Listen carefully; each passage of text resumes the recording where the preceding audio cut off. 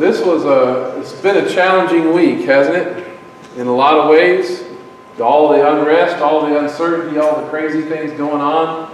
And to the point that, even working on things last night, it was very hard to concentrate on a message for this week. And so what I wanted to talk about kind of got changed last night, and I skipped ahead a little bit in the book of Joshua because there's a lot of things that it really does speak to when we come here to Joshua chapter 24. It is the day of choosing. How many of y'all believe we're starting to come towards that? We're coming closer to a day of choosing in our time, in our generation. Because this is one of the most unpredictable times, at least in the last 20 years, right? Wouldn't you agree? At least in the last 20 years, there's some of the most unpredictable things happening. Our kids have never seen anything like this that they can remember. 9/11 happened in 2000, but we all pretty much knew who was responsible right away, right? We knew what was happening and what was going on almost instantly. And America was never really felt like it was in jeopardy in all of that. The Berlin Wall fell in 1989, but that was over there. And it didn't really directly affect most of us. Reagan got shot in the 80s, along with J.R. Ewing. I mean, that was all pretty traumatic, right? But, it was relatively limited.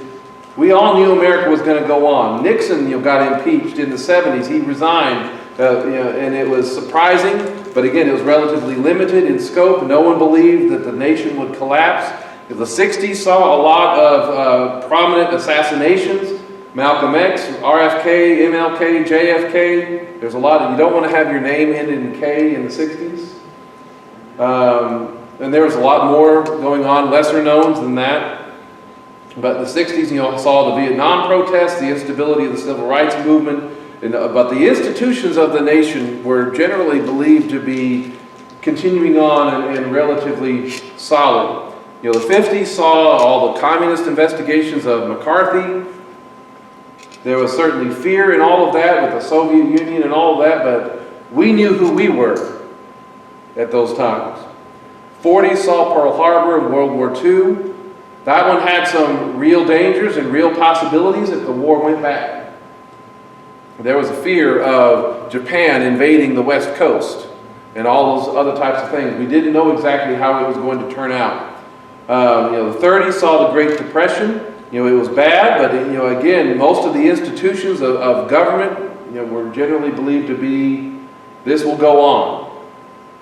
All those things were happening, and people still loved and believed in America. The American way, the Constitution, and all of that were on solid footing in the hearts of the people.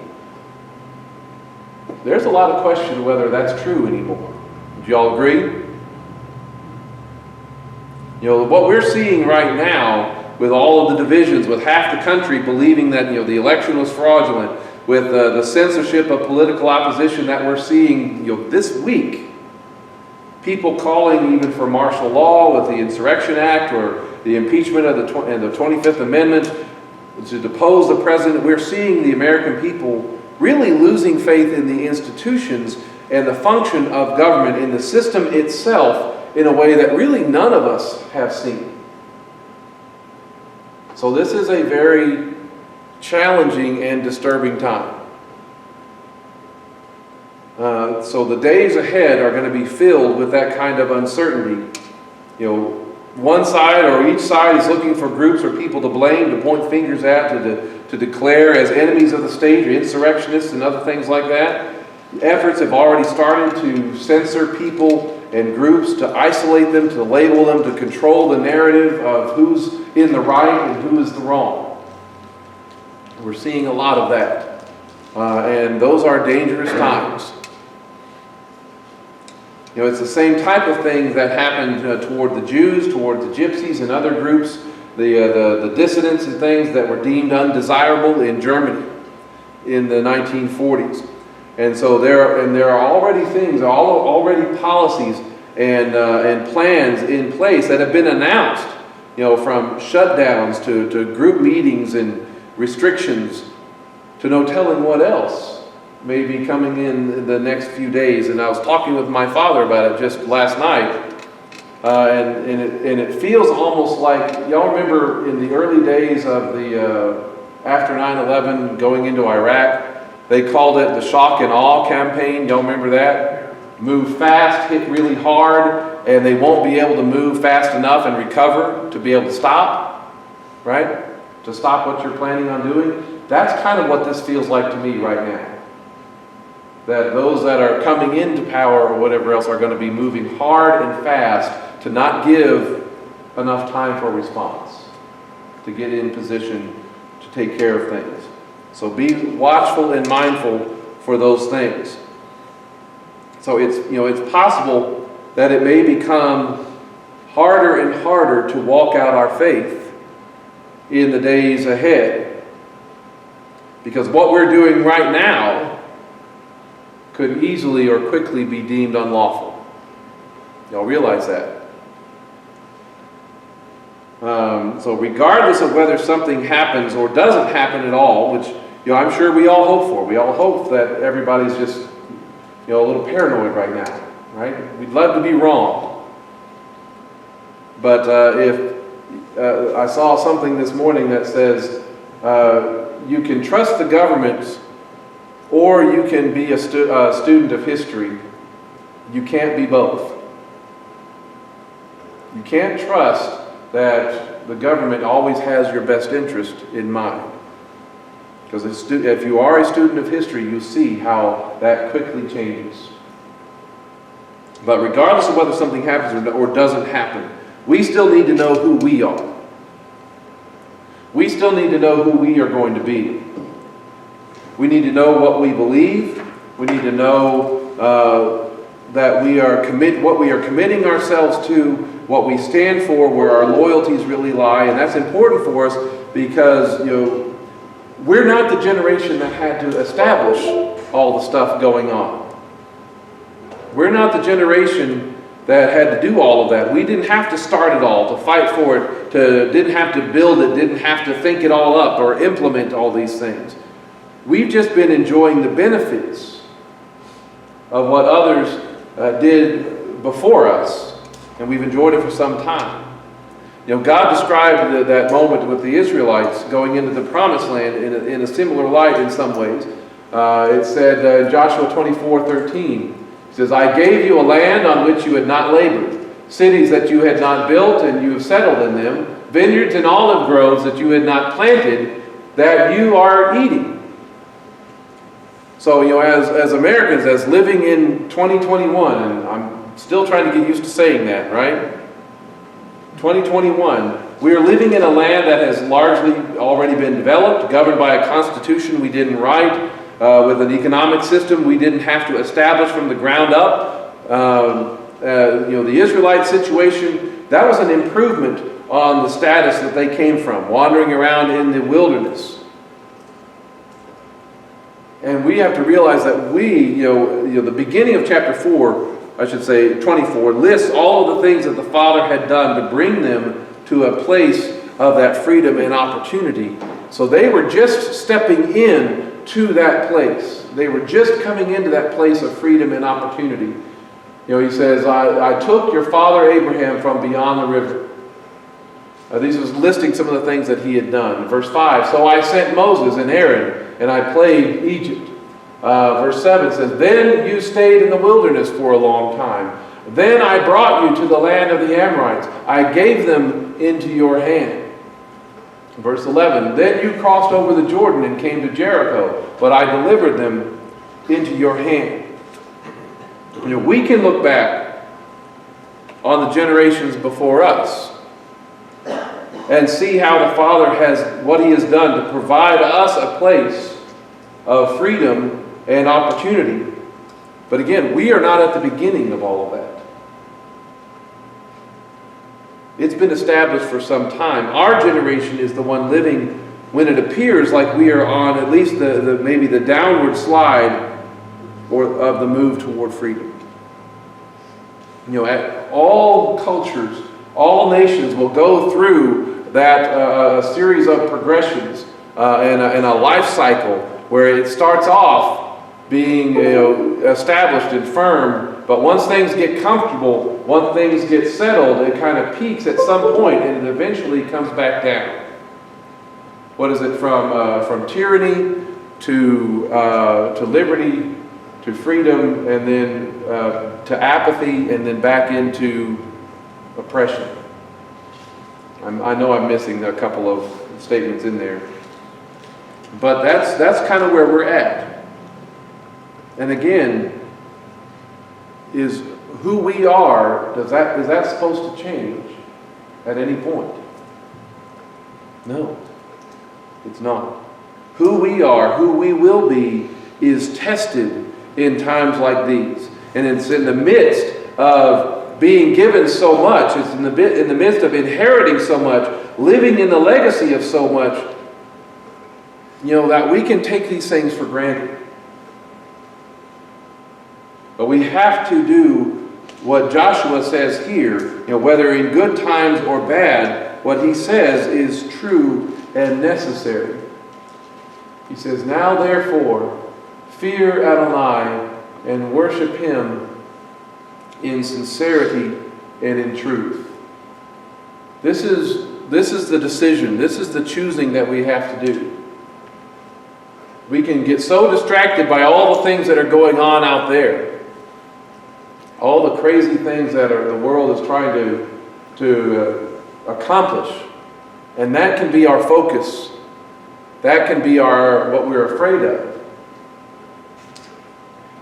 But he's saying, look, you fear the Lord, fear Adonai, and worship him, and in sincerity and truth. When you look at that word sincerity, it's tamim, means complete, whole, or sound, upright, without blemish, unimpaired. What is complete or entirely in accord with truth and fact in this real world. That's the kind of worship we need to have. It's sincerity.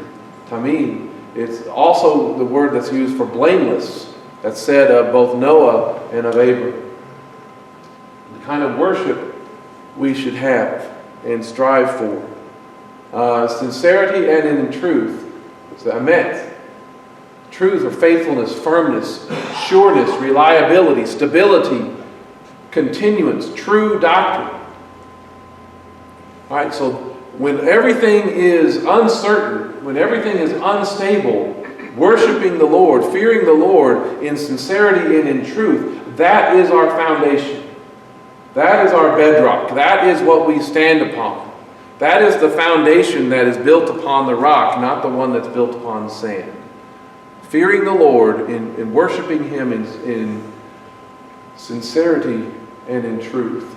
And again, in the Septuagint, when you look at the word that's translated for truth, it's translated as righteousness. Truth and righteousness go hand in hand. And what's amazing is when it's used in the New Testament, that same word is Matthew 3:15, talking about his baptism. And we were talking about that in Torah Club even just this past week. Yeshua responded, "Let it happen now, for in this way it is fitting for us to fulfill all righteousness," all emet.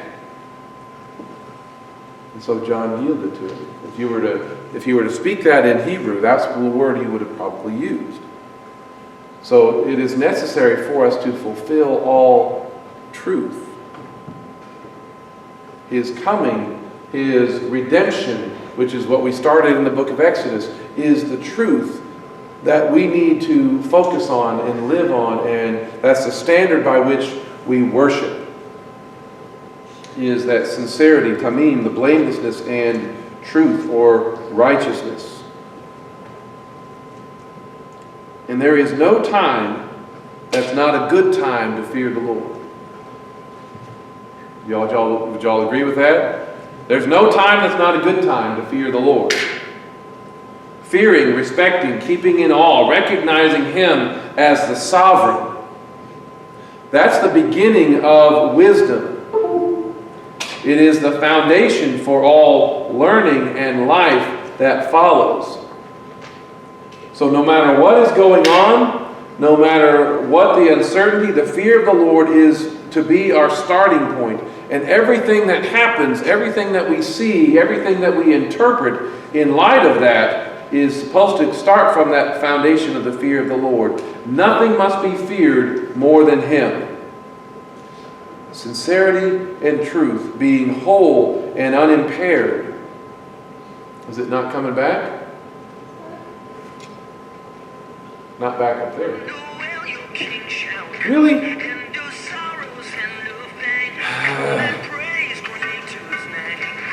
I don't think I want to answer a phone call right now.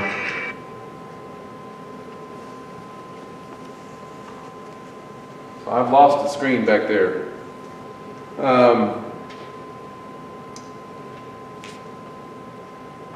Truth and righteousness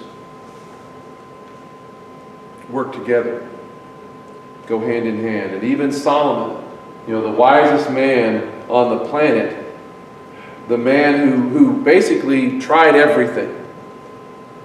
He wanted to see where meaning would come from, whether he would be able to gain wisdom or truth from somewhere else. So he tried every pleasure, every denial, realized the futility of not fearing the Lord. And after trying everything, he concluded, this is the conclusion of the manual, this final word. When all has been heard, fear God and keep His mitzvot, His commandments. For this applies to all mankind. This is something that we all need to grasp and come to terms with. So after all of his study, after all of his experience, Solomon realized that this was the most important thing. And so this is to be the foundation for everyone's life. No other teaching, no other philosophy, religion, or circumstance changes this truth. Sincerity and truth are essential elements for fearing the Lord. And everything that competes for our allegiance, everything that is trying to get our minds off of those things, our thoughts, our devotion, that must be recognized as not worthy of that position, not worthy of our allegiance.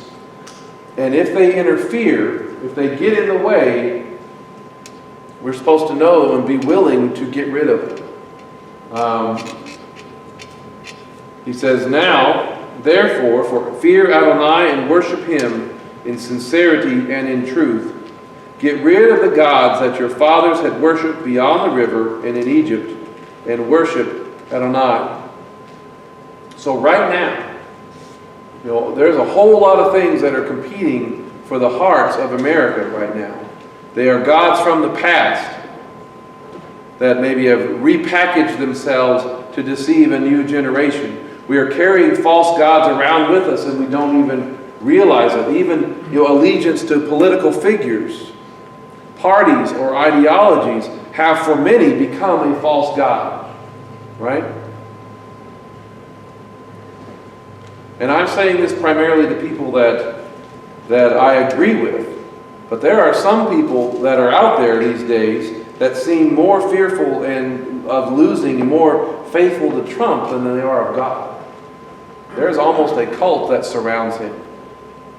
And even though I may like or agree with him for the most part, that's not healthy. Because he removes kings. He installs kings. That's his call. Regardless of what we even don't know how it's all going to turn out right now.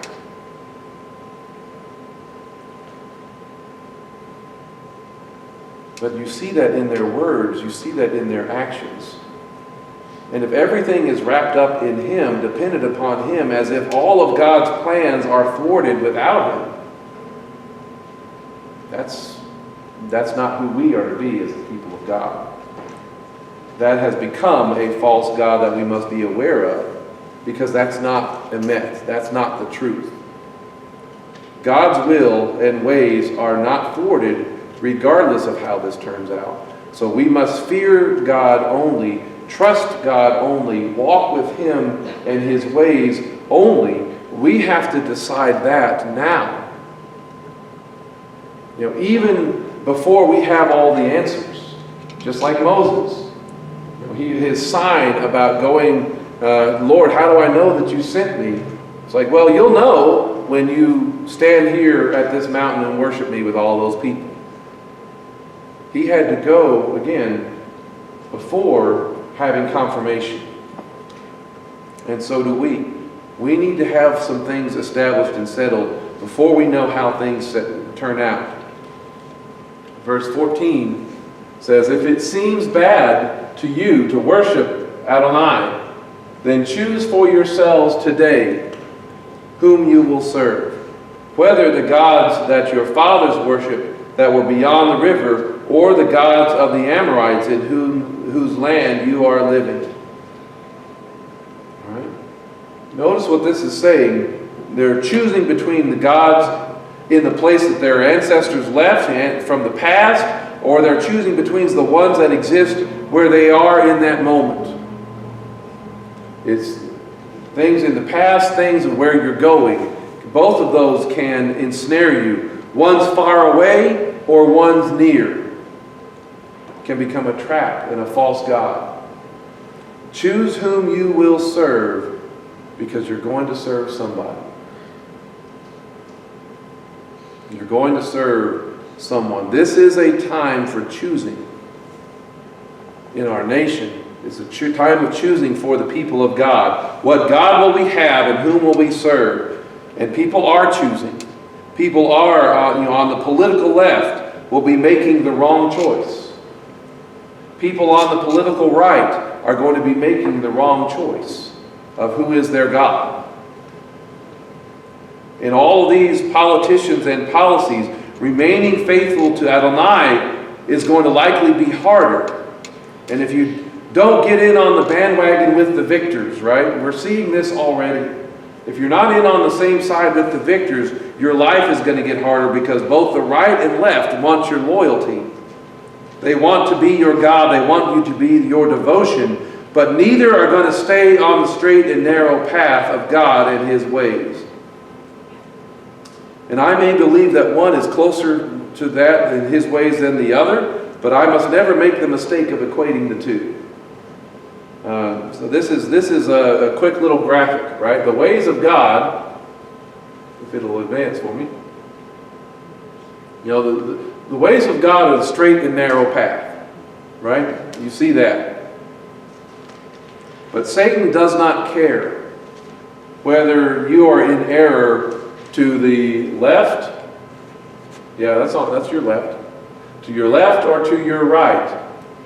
He doesn't care which way your error goes, just as long as you are in error.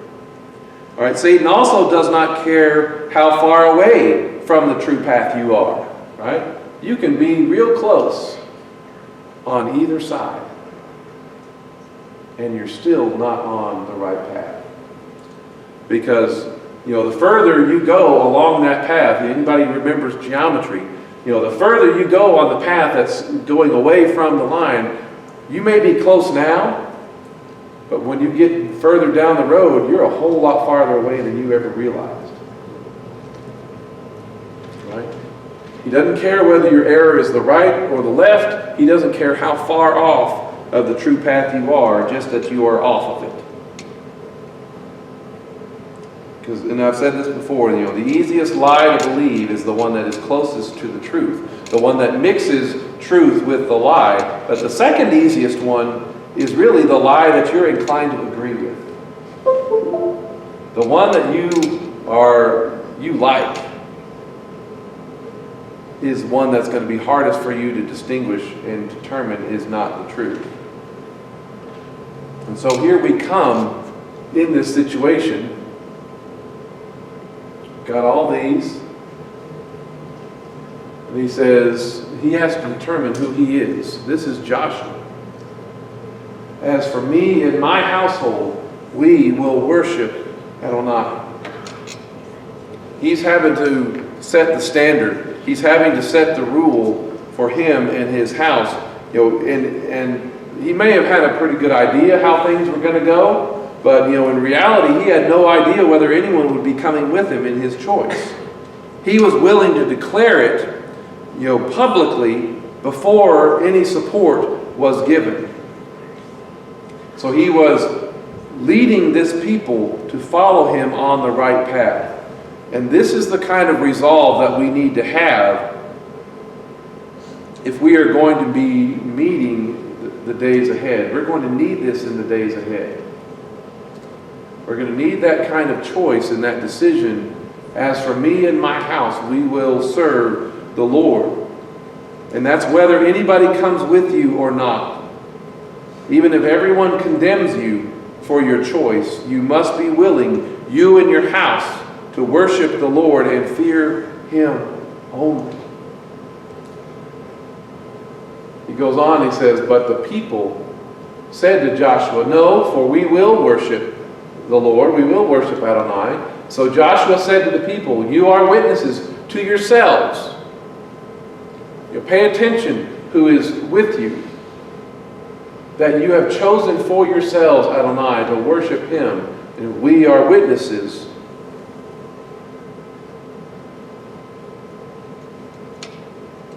We are witnesses, they responded. But when you read on in that passage, words were not just enough. It's easy to say a lot of things. It's easy to give your assent.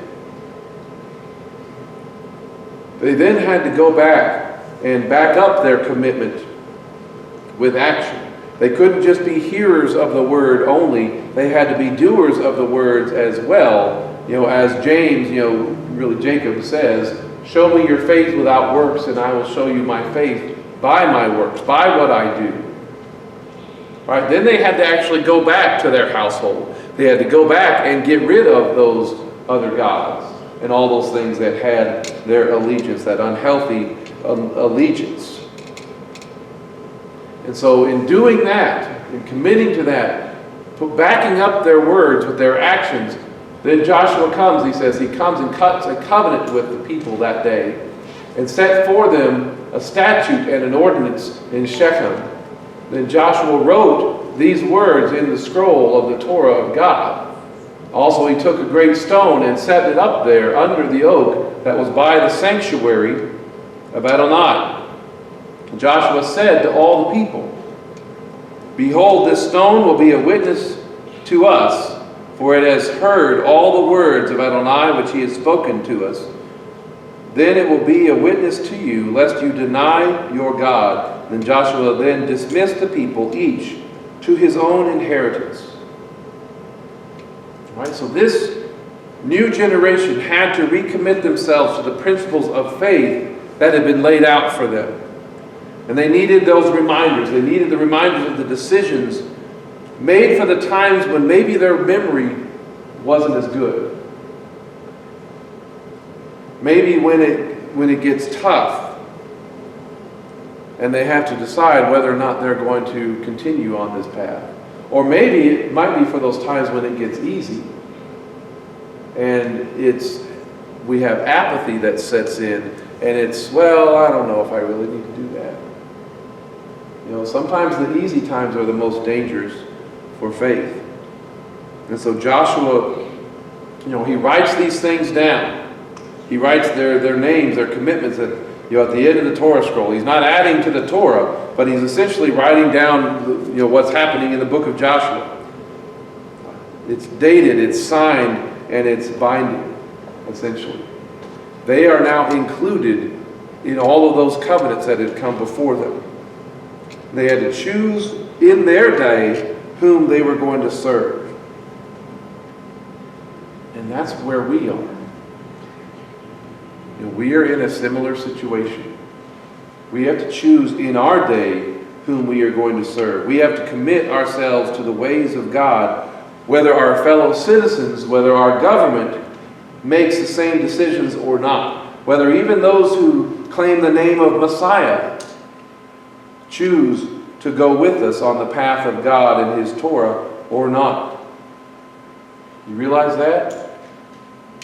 These are some of those things that even divide and make people who claim to know Jesus are not going to go on the same path.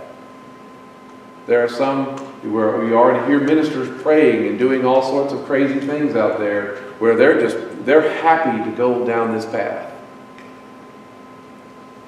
And they'll condemn anybody who doesn't go with them. But we have to know who we are.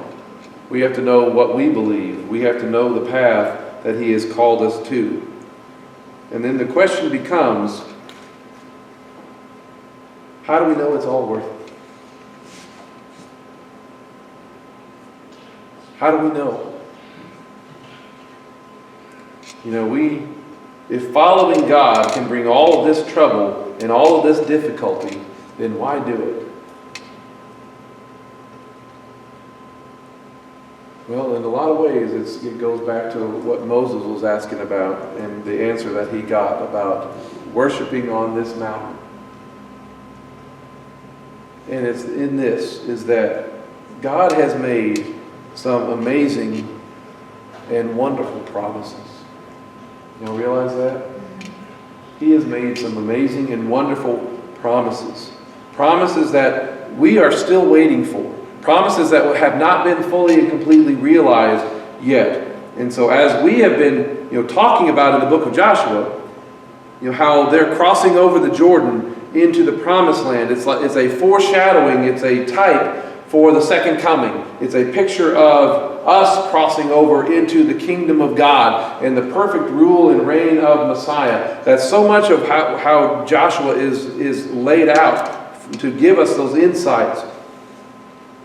We see that Adonai is a God who keeps His word and fulfills His promises. His word will not return void without accomplishing its purposes and everything that He intends. And again, we see that.